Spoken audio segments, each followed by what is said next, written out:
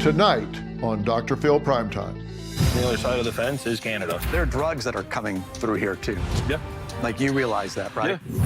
I had become close associates to the biggest jugglers in the world. He said he's moved for $3 billion. He is now working with law enforcement. We risked our life for 7 months undercover. You helped take down El Chapo Guzman. You're literally the front line. Yeah. The problem is, Dr. Phil, it's not a game. It's national security.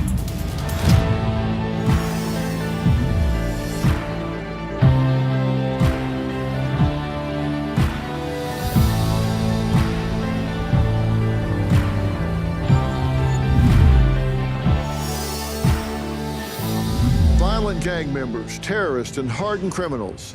They're not just stories on the evening news. They are walking the very same streets as you and me. And I want you to hear me when I say no community is immune. Not our biggest cities, not even the smallest towns in America's heartland. What's truly alarming is that a significant number of these individuals have entered the United States illegally, many crossing our southern border with Mexico. Now, I've been down to the southern border myself. I've seen the situation firsthand, and I've shared those stories with you. We've talked about the families, the law enforcement officers, the challenges, and the heartbreak. And since day one of President Trump's second term, securing that border has been a top priority for him and for border czar Tom Homan. The numbers show that illegal crossings from the south are now at the lowest levels we've seen in decades. That's allowed the hardworking men and women of the U.S. Immigration and Customs Enforcement, ICE, to focus on apprehending those criminal elements, even as they face criticism and backlash for simply doing their jobs. But there's something we don't talk about nearly enough: the northern border. That's right, the nearly 4,000-mile stretch we share with Canada. In some places, it's nothing more than an invisible line through a field or a forest. No walls, no barriers, just open land. And more, we're seeing people attempt to cross illegally through that area as well. So to shine a light on what's really happening up north, our News on Merit TV anchor Chris Gutierrez traveled to northern New York. He sat down with a local sheriff, spoke with a farmer whose land has become a crossing point, and even talked to a former American-born Sinaloa cartel drug trafficker who helped take down El Chapo. We're going to hear their stories and get an unfiltered look at the challenges our northern border communities are facing right now.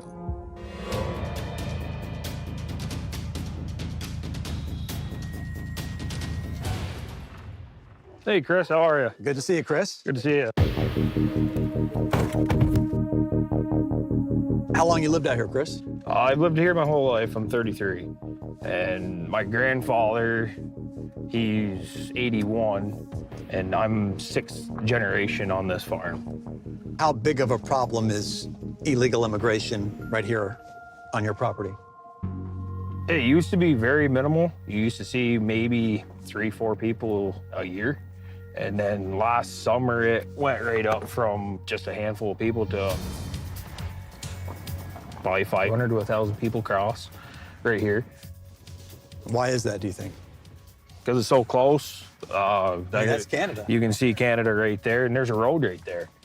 We're an hour and a half from Montreal, so I think a lot of people were just flying in. They can fly in on a visitor visa, I think it was, or a vacation visa, and then get a Uber or whatever they wanted, taxi, and they were bringing them right down. So this fence right here this is Canada. Yep. This line right here. Yep. It's my fence, and on the other side of the fence is Canada. Wow. You're literally the front line. Yeah. I mean, you're on the border. Oh, yeah. Like my 5-year-old, he knows about illegal aliens and this and that, and it's like, dude, you're 5. Wow. You know what I mean? You shouldn't have to explain to your kid that, oh, sorry, buddy, you can't go outside today because we might have somebody walk up the hill. We don't know who they are, you know, and we live middle of nowhere. So Literally. yeah, it's too bad that, you know, to do that, but that's what we had to do. Have you ever felt scared? Yeah, absolutely. We had one night, my wife called at 1:30 in the morning. We had 6 They look Mexican, standing in front of our car, surrounded her car, and she's here by herself with 3 kids.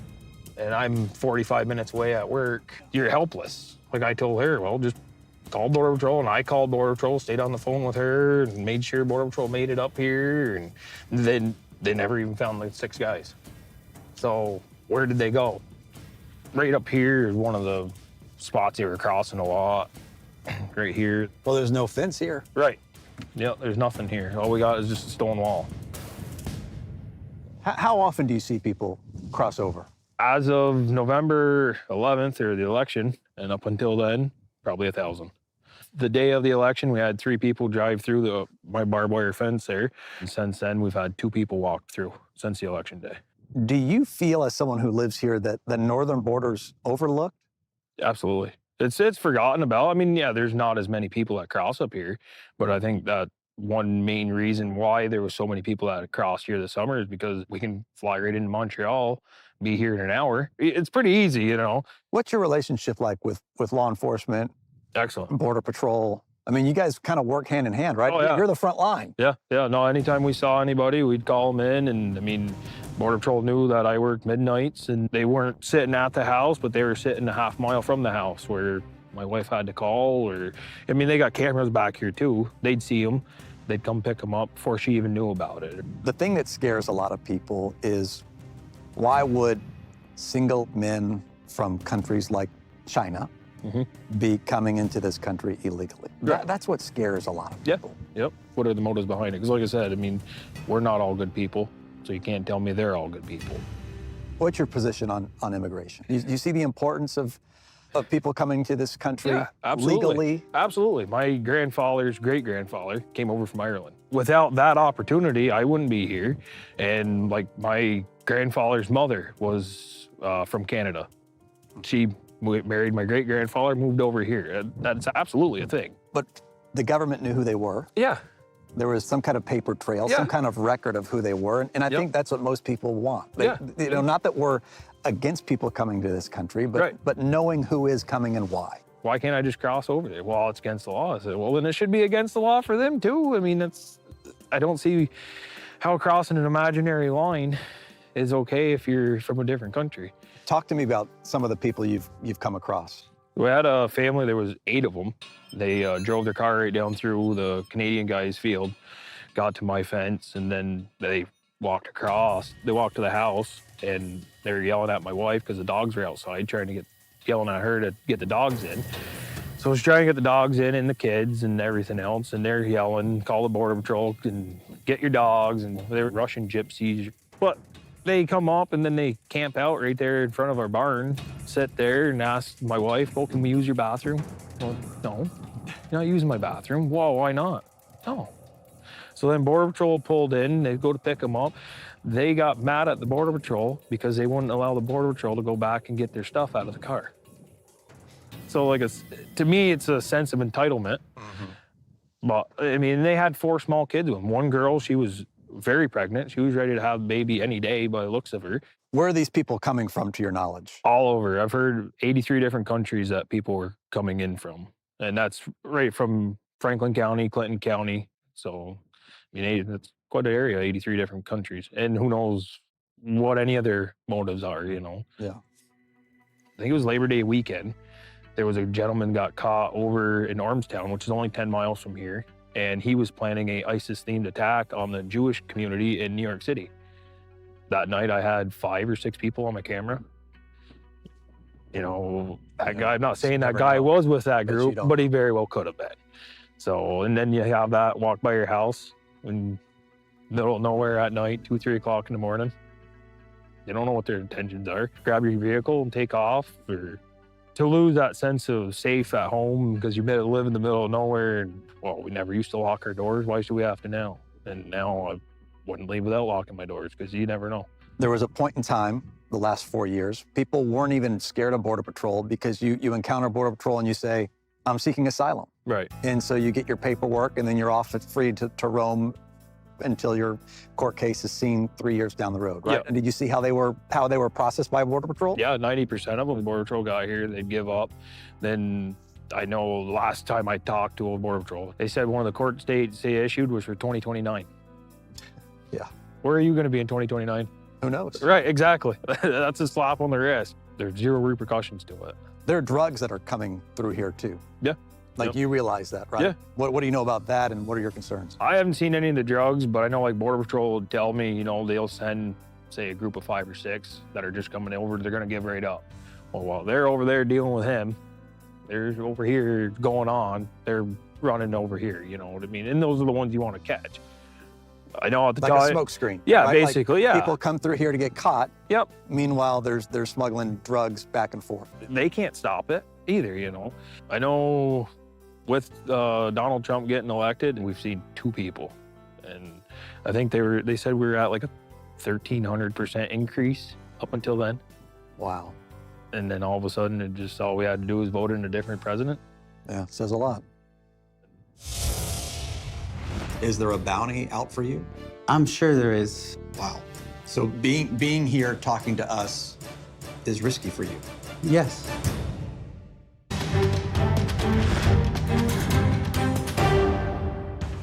My trip to the Canadian border continues, and here's something to keep in mind. The guy who lives here owns 700 acres of land, and it butts up to the Canadian border. Take a look right here behind us. That's Canada, right there. And the frustration and the concern is you can see how easy it is to get across, right? So much attention is being paid to our southern border that the people who live up here, the Canadian-USA border, the longest border in the world, they often feel like this part of the border, this part of the world, no one's talking about it. And we wanted to know why. This is the largest international border in the entire world. You're talking about the tip of New Hampshire all the way across the entire northern landscape, our entire border. It's the longest border in the world. And it hasn't gotten much attention. I think we forget about it. There's so much news being made down south about the border wall. I like to use the analogy of a pipe, Dr. Phil. And when you've got a leaky pipe, you plug that pipe somewhere, that water's got to flow in one direction. Yeah. Right? And illegal immigration is the same way. If Texas gets really hard on, hey, we're going to stop this sector here, they're going to find another. They're in Arizona, they're in California. They've got to figure out a way. Yeah. And they do. And I'll bet you they're tickled to death. Everybody's focused on this southern border. That's right. And they're just putting their mittens and earmuffs on and walking right across that northern border up there. Yeah.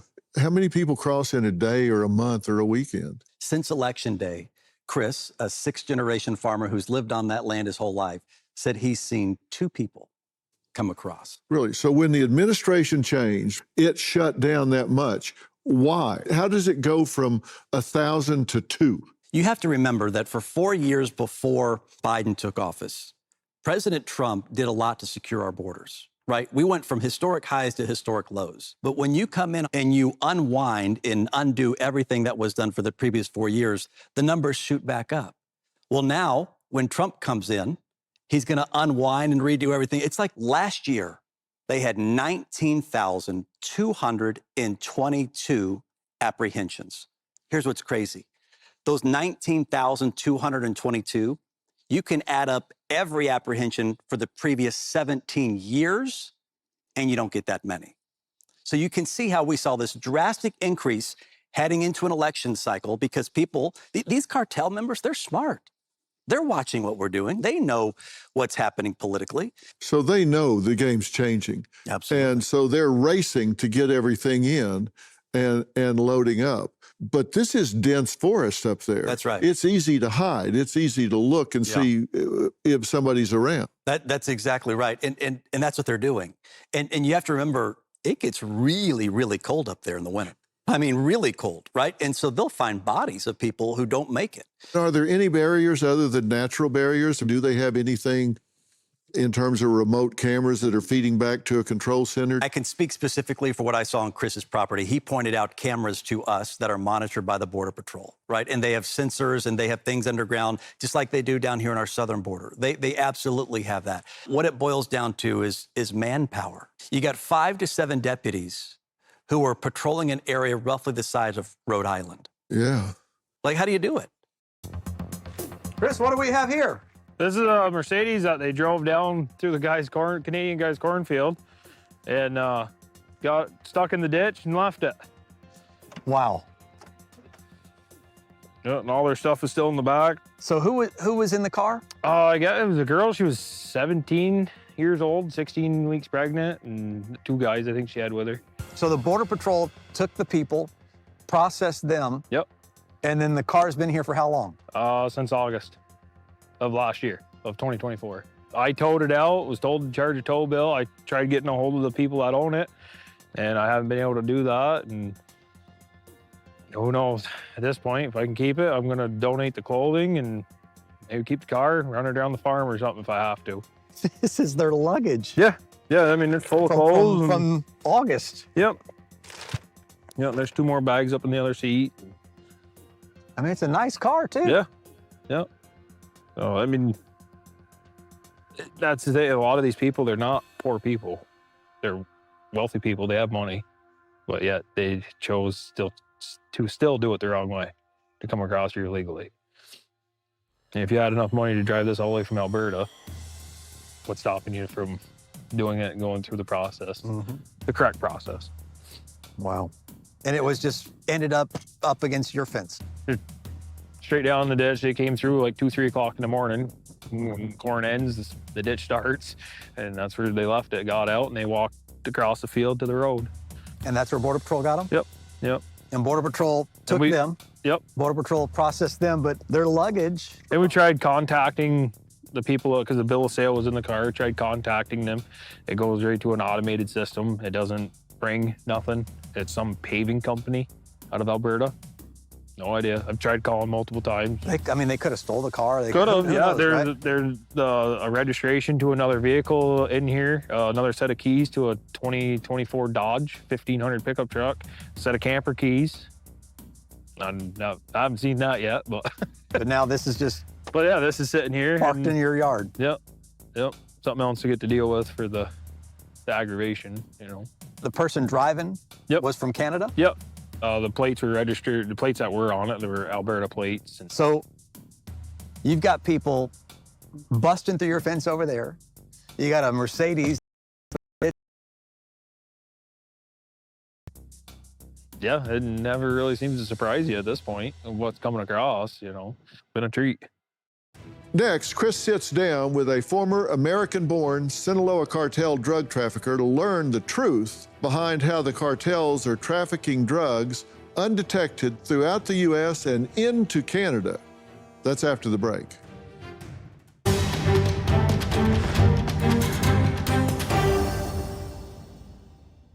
Tonight, we're discussing the illegal crossings and drug trafficking at the much less discussed northern border. News on Air at TV anchor Chris Gutierrez traveled to northern New York and sat down with a former American-born Sinaloa cartel drug trafficker who trafficked billions of dollars in narcotics before turning his life around to teach law enforcement how to combat drug trafficking. Is there a bounty out for you? I'm sure there is. Wow.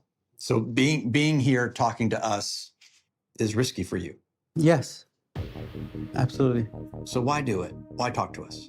I think it's important for me as I work on my redemption. I decided early on that I was going to work with law enforcement officers and use my life as educational purposes to help combat drug trafficking, as well as, hopefully deter a young person out there to change their life.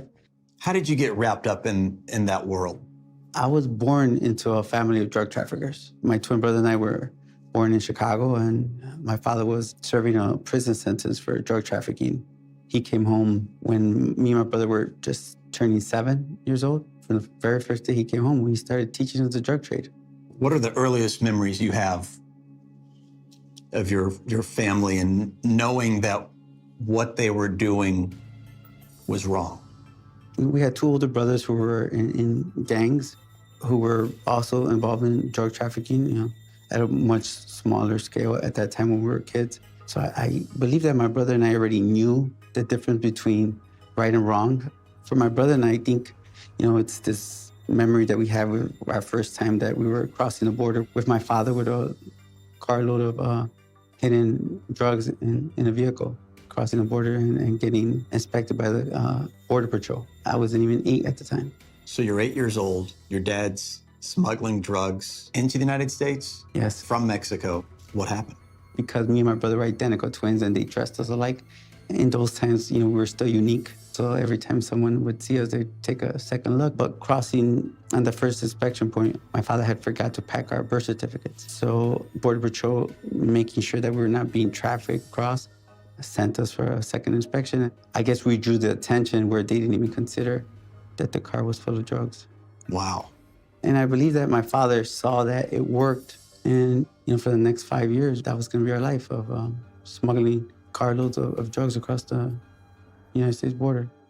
And was it the same route, the same routine every time? It varied, small changes, but we did it dozens of times for the next 5 years. We helped them with hiding the drugs, packaging them, weighing them out, unloading them, and counting money. We did it all.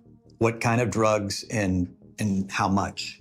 It was marijuana at the time, 200 to 350 pounds of marijuana per car. What's the value of something like that in the United States? Each load could make you a profit of anywhere from $100 to $150,000 back then in the 80s for a very small investment. So how did you go from 7 years old to becoming the leader of your own criminal organization in the south side of Chicago? One of my older brothers who was in the business, he basically took us in and taught us the distribution. We learned the Mexican importation side, and then we learned the American distribution side through our older brother. Everything that came with his operation and until his arrest when me and my brother were turning 17. And you took over at that time? Yes, it was actually unplanned, and my older brother didn't want this life for us. He forbade us actually to get into his life, and not long after he was arrested, one of his sources of supply reached out to us and he asked us if we could help him move the drugs. And my brother being in prison and us being 17 at the time and having that mentality that my dad instilled on us about being providers and taking care of your family, I think that kicked in. And also we were young and just naive, and we accepted. So you're 17 years old. You and your twin brother take over this criminal organization. What was the name of that? So just to clarify, my brother made sure that we didn't fill his shoes. Okay. So our first deal was for 30 kilos of cocaine, worth over $550,000. Over the next 10 years, we grew it to becoming one of the largest drug trafficking operations in the country. Wow. So you went from 17 until you're 27 years old, literally growing your own organization based on what you saw as a kid, your family connections and who they worked with, and you became a pretty powerful organization? Yes, absolutely. It happened pretty fast. Before I turned 18, we already had, made over $1 million profit. In 1 year's time? Not even a year's time. You know what you're doing is wrong. You've seen family members arrested and taken off to prison, but you continued that lifestyle. Why? There's this cognitive dissonance, right? Where you know something's wrong, but you justify it the way that I was going to provide for my family. And it was something that we already had grew up in. And even though we knew it was the wrong thing to do, we're young and naive and felt that we could not make the same mistakes everyone else made. And we were wrong. What was it that eventually made you think, I can't do this anymore? How old were you? Where were you? And what happened?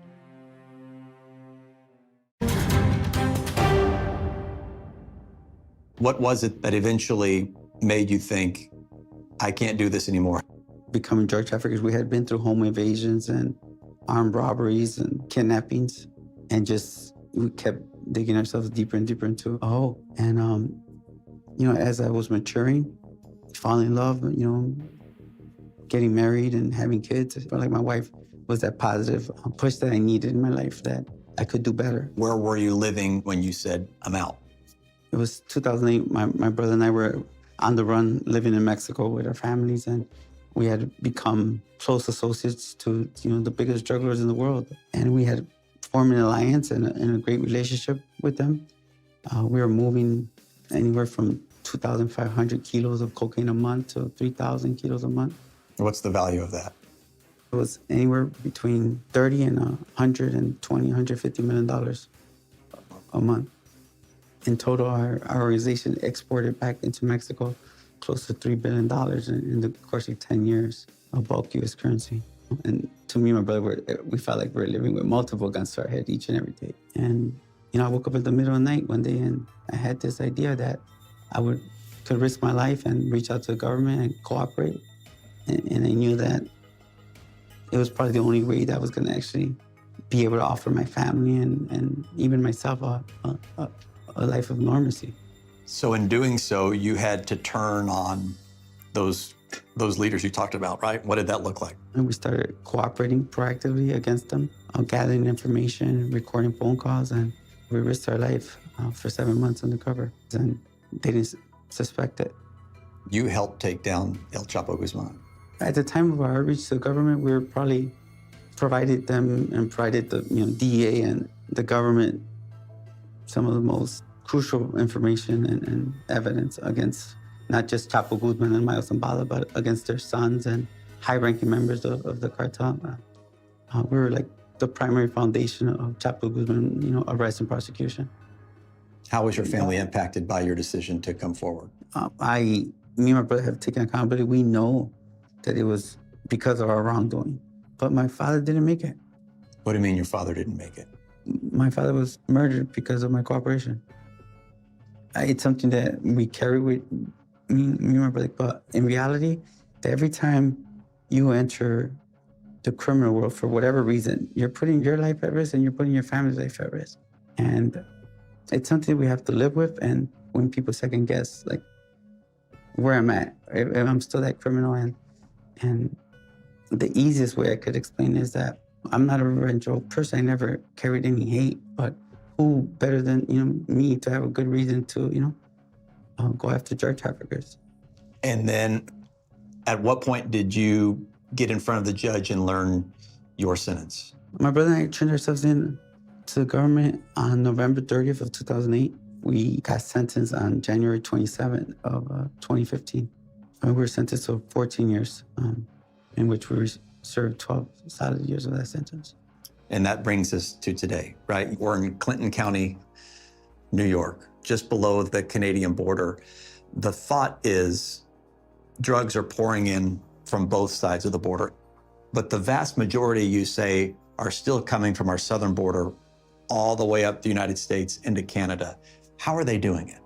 My organization, we're distributed across 15 cities in the United States and Canada, and we work directly with the biggest drug distributors in the world. Mexican drug cartels are running operations across the country, and in most part they are, but they always need an American counterpart or a Canadian counterpart. Someone like me and my brother's organization that worked hand in hand with the Sinaloa cartel to distribute drugs. How are they figuring out how to avoid detection so well?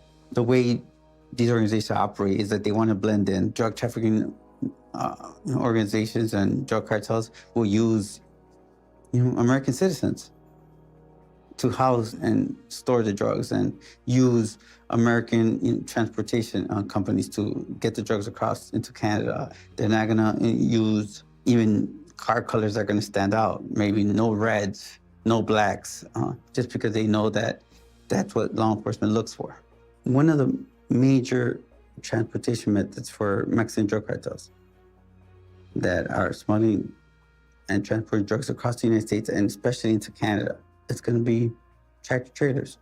Thousands of tractor trailers and loads that are traveling across the borders. And that gets exploited by drug traffickers and Mexican drug cartels and any criminal organization. They know that you're not going to be able to check every load. Was there a specific car, brand, style vehicle that you would use? We would always use the best-selling car, the best-selling pickup. Just right today, I would use Teslas. There's so many Teslas on the road that they don't know how to even inspect them. You add to the fact that they have assistance driving, and one of the biggest mistakes that drug traffickers do is that they can't drive. When drug traffickers make a mistake, then that's when law enforcement are able to, to make arrests. Wow. Yeah. What should we be doing to stop this? So if we're not doing enough, what else can we be doing? What should we be doing to stop this? These drugs are being transported to rural places all across America through these companies. Through These legitimate partial companies. legitimate companies. I think there's not even 1,000 partial interdiction officers for millions of packages that are being transported each and every day, and international packages as well, that are being transported across the country. And I think that there's not enough pressure there to put a little bit more pressure on these companies to actually do something to combat drug trafficking. There aren't enough.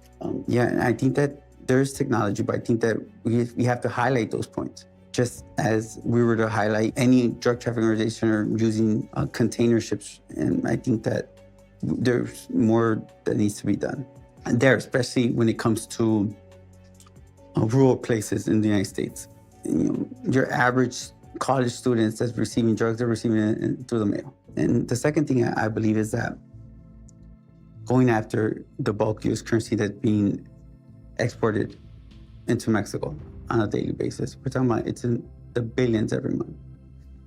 For every kilo of cocaine or meth or fentanyl, you probably need 1.5 kilos of bulk U.S. currency in weight to go back into Mexico. Is it actual cash? Aren't they wiring that money? It's a very small percentage. When you talk about wire transfers and cryptocurrency, I would never be able to pay Chapo Guzman with a hard drive and say, here's your money. That would never happen. It's a cash business. And the way drug trafficking works, no one wants any paper trail. Those are the two main factors that I push, that I want to bring change to. I believe that if you take away the money, you'll take away their power. And without money, they can't buy weapons, they can't buy governments, they can't buy hitmen and use their money as influence. There may be people watching who say, well, why should we trust Jay? I mean, look, you've suffered a lot by coming forward, but why should we trust you? You don't have to trust me. Just practice. Take what I have to share. I don't expect anyone to like me more or to respect me. To me, it's important that I'm giving back valuable information. Or to feel sorry for you. I'm a believer in Christ. I do believe in that I've been forgiven. This redemption of mine is my personal redemption. I believe in what I'm doing. I believe I can make a difference, and that's all that matters to me. I went from running one of the largest drug trafficking organizations and working with some of the biggest drug lords in the world to being able to use that. Now, working with law enforcement, helping out Congress. Sitting in the sheriff's department in And Clinton County, New yes. But I've been applauded for wrong my whole life. After my seminars, sometimes after my conferences, for me to have that reception of law enforcement and to shake a hand or to give me a hug and say good job and hear those applause, that means everything to me. Because you know what? Only through Christ, only through Him do I believe that this is possible. Because there was a time where I felt that was going to be my life, and I trusted in God, and it changed my life. And now here I am. But it takes sacrifice. It takes sacrifice. It takes the will. There's some days that I doubted it. It's not an easy road, but nothing to me is more worth it than to be able to say that I did it, and that my brother and I were able to change our lives, and we're able to get out that life and now be able to share it, for good. Next, Chris sits down with the local sheriff to discuss the challenges of keeping his county safe from dangerous criminals. People think that it's easier to cross up here along the northern border, and most of them find out is that's not exactly true. In the wintertime, we can see temperatures -20, -30, not including the wind chill factor. So when people are trying to cross in the wintertime, instead of us going out to apprehend them after their illegal crossing, what that is turning into is a rescue mission, because they're calling 911 on themselves and asking for help. Well, Clinton County Sheriff up there, David Favreau, was very interested in talking and was very forthcoming about the challenges they face up there with such an open border. Has he lost hope? Is he revitalized now that the Trump administration has brought resources and a different rhetoric to this situation? This is a Democrat who lives in a county that's not blue and it's not red. And what I mean by that is in the last election, 51% of the people in his county voted for Donald Trump and 49% voted for Kamala Harris. You're talking about a county that's literally 50-50. It's about as dead even as you can get. And he knows that politics don't matter. What matters is truth, transparency, and honesty. And he's brutally honest when it comes to policies. What do you see typically when it comes to illegal immigration? Is it a rampant problem in your county? Well, it's always been a concern because of the easeability to cross. Almost 2 decades ago now, we had an immigrant that came down from Canada and actually killed one of our residents, and that sent a shockwave through the community. Ultimately, the man that committed that crime was arrested and was incarcerated in this jail and then sent to prison. But you don't know what's coming through the border in legal and illegal ways, even through customs. I always say it's kind of like terrorism. We have to be 100% spot on with everything. They only have to get lucky once. Those are really tough odds to fight. When you say it's easy to cross, what does it look like? It's very dense, heavy wooded areas, so they can traverse through the woods undercover where most people aren't going to see them. Even if you had drones, you have cameras, you can't see through the canopy of the woods. Do you think the northern border is often overlooked? We have 28 miles of that border right here in what is referred to by the Border Patrol. They're the Swanton sector out of Swanton, Vermont, and is responsible for the overwhelming majority of apprehensions of illegal entries into the United States. I believe it's over 90% of all apprehensions are done in that section. We've had in our jail here several members from various gangs and from the cartel that have identifying tattoos for their particular gang or the cartel. One most recently who had 2 fresh bullet wounds, and the bullets were still inside him, as well as a knife wound. So these aren't people that are coming over for better opportunities. These are people that are coming over for those more nefarious reasons. You saw an uptick this past winter of people trying to get over before Donald Trump took office. Did anything, in your opinion, really change when it comes to laws, immigration laws, or is it the fact that we have someone in the White House who's now enforcing those laws? Nobody can argue that a significant decrease in migration from Canada into the United States occurred after Donald Trump was inaugurated as president. And a lot of people are self-deporting. We've seen an increase in northbound numbers, as we call them, because they're heading up to Canada. And we traditionally don't stop those people. When I talk to Border Patrol, they feel that the heart of the issue of immigration is if you implemented immediate detention or removal and you had asylum judges on the front side versus the back side of an immigration case, that it would drastically change the way that people try to flood our country. Do you agree with that? I do, because when they were doing pretty much a catch and release process, we would pick somebody up, Border Patrol would take them into custody, they'd process them, give them an appearance. Some of these appearance tickets were 3 years down the road. 3 years. There's no consequence. These people can walk in and they can get a driver's license for an ID purpose and say, oh, this is who I am. Great, so I'm going to give you all the fake documentation in the world. I'm a murderer from another country, but now I'm this fresh, young college professor. I'm looking for an opportunity. And you just gave that to me. And those are things we can't take back and change. But that's the scary thing. It's very scary. And that's what keeps people awake at night. And it should. It should. So I'm glad we're seeing some more aggressive approaches on identifying people. I love the concept of it, and I truly believe it's necessary. I don't like necessarily the practice or the outroll of it. I can give you my feelings and my opinions. And a lot of people have said, well, I thought you were a Democrat. I'm a human. I'm an American citizen, and I'm responsible for the public safety of this county. I'm going to do what's best for everybody as much as I possibly can. And sometimes it's not a popular thing to do, but it's necessary. Here's what you can tell people. Dr. Phil's Merit TV. They have the answers. There you go. Well, and I hear that an awful lot. I do hear people saying that he presents the facts, he does the research, and let people come to their conclusions. Every American deserves that. Absolutely. Absolutely. Most people don't realize the Canadian-USA border is so long. It's the longest border in the world. The Border Patrol is keeping an eye on things. In fact, they have these cameras that you can see are camouflaged and hidden in the brush here. This one's actually been painted to kind of go in and to be somewhat more discreet and harder to find. But again, you need lots of boots on the ground so people can monitor and watch what's going on.